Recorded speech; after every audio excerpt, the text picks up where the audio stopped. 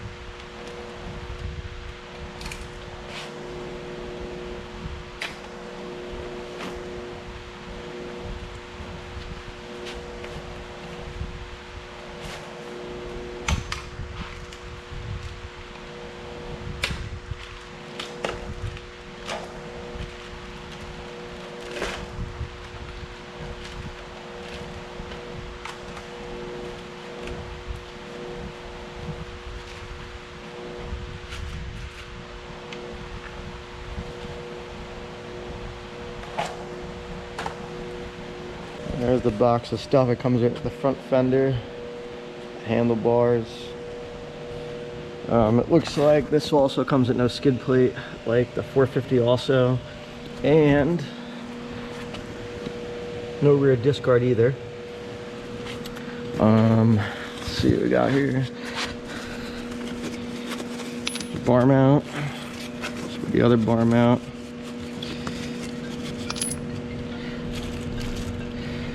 Clamps for the kill switch and start switch. Brake clamp. pinch bolts, wheel spacers, left foot peg. It comes with the right one on it, but not the left one.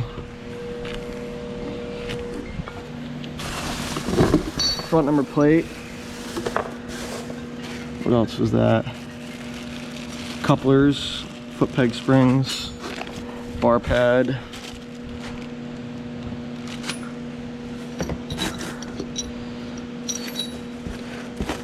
Manual and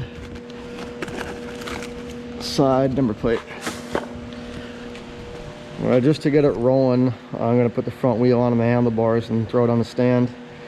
And then I'll probably grease the linkage next after that, and probably yank the forks out so I can do the steering stem. So everything is out of the box that it came with. There is no discard. There is no skid plate. Those I'll be definitely ordering. I like to have them northeast. Most of the tracks are pretty rocky. They come with fat bars now from Renthal. I've always run 7/8. I'm gonna give away my little tip I do here. I run the controls there, so it cleans up the bars so I can put the handguards on it. This is my 2020 450 I got last year. So the side number plate, front fender, front number plate, and the bar powder there. And then all the hardware I got laid out here, that'll be going on the bike.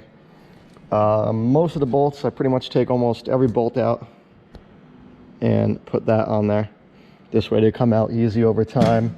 Not a lot, just a little dab.